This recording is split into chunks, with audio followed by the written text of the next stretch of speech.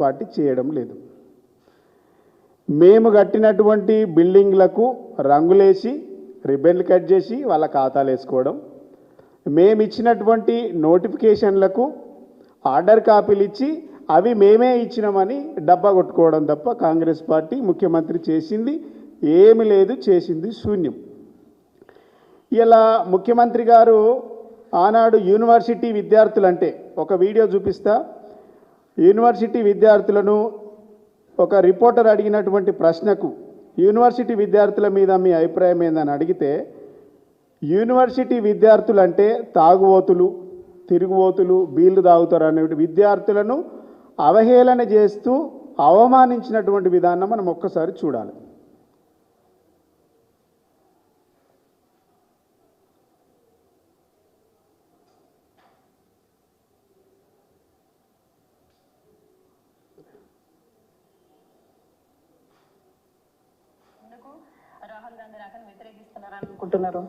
ఏం లేదు, చిల్లర ఖర్చులకు తెచ్చుకొని ఉంటారు. కేటీఆర్ పిలిచి ఖర్చులకు ఇచ్చి ఉంటాడు. ఆ పక్కనే తార్నాకల్లో ఉన్న పార్లలో ఇంత బీర్ తాగి ఉంటారు. బీర్ తాగి బిర్యానీ తిన్న తర్వాత అది అడిగే వరకు ఆడుకొచ్చి కాంగ్రెస్కు వ్యతిరేకంగా మాట్లాడుంటారు. వాళ్ళది ఏముంటుంది, అడ్డ మీద కూలోళ్ళు లాంటి వాళ్ళు. వాళ్ళకంటూ సిద్ధాంతం కానీ, వాళ్ళకంటూ ఆలోచన కానీ, వాళ్ళకంటూ తెలంగాణ పట్ల గౌరవం కానీ ఏమీ లేదు. ఉస్మానియా యూనివర్సిటీలో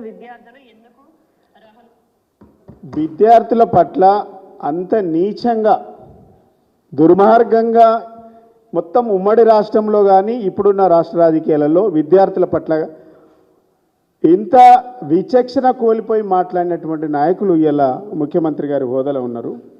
ఇలా మేము అడుగుతూ ఉన్నాం, విద్యార్థులు అంటే మీకు ఒక చులకన భావం ఉంది కదా. అసలు విద్యార్థుల త్యాగాల వల్ల, విద్యార్థుల పోరాటాల వల్ల, విద్యార్థుల నిర్బంధాల వల్ల, విద్యార్థుల అమర త్యాగం వల్ల ఈ పదవి వచ్చింది మీకు. మీరు ఆనాడు అటువైపు ఉన్నారు. ఎవరైతే జై తెలంగాణ అన్నారో, జై తెలంగాణ అన్నటువంటి విద్యార్థుల పైన తుపాకీ ఎక్కుపెట్టి ద్రోహుల పంచన నిలబడ్డది మీరు. ఇలా యూనివర్సిటీకి వెళ్లే ముందు ఆనాడు విద్యార్థులను అవమానించినటువంటి పరిస్థితులను, మీరు అధికారంలోకి రావడానికి విద్యార్థులను, నిరుద్యోగులను మీ కాంగ్రెస్ పార్టీ కార్యకర్తల కంటే కూడా ఎక్కువగా వాడుకొని అధికారంలోకి వచ్చి అన్ని నిరుద్యోగులకు, యువతకు ఇచ్చినటువంటి హామీలు నెరవేర్చడంలో విఫలమైనరు. ఉస్మానియా యూనివర్సిటీ నేల తల్లికి, ఆ మట్టి బిడ్డలకు, ఆ చదువుతున్నటువంటి సరస్వతి బిడ్డలకు బేషరతుగా క్షమాపణ చెప్పి యూనివర్సిటీలో అడుగు పెట్టాలనేసి మేము ఇలా బీఆర్ఎస్ పార్టీ తరఫున డిమాండ్ చేస్తూ ఉన్నాం. ఇలా 2 లక్షల ఉద్యోగాలు